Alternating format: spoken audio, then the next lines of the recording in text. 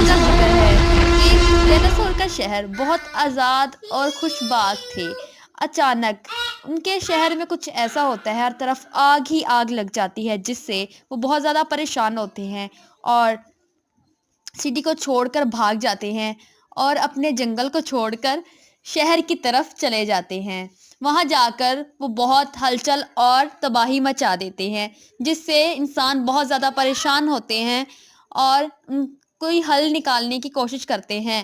پھر ان کے دماغ میں ایک ترتیب آتی ہے، وہ جلدی سے جاتے ہیں جنگل کی طرف، وہاں کی آگ بجھاتے ہیں، جس سے آگ بجھنے کے بعد سارے ڈائناسور جنگل میں واپس لانے کا ارادہ کرتے ہیں۔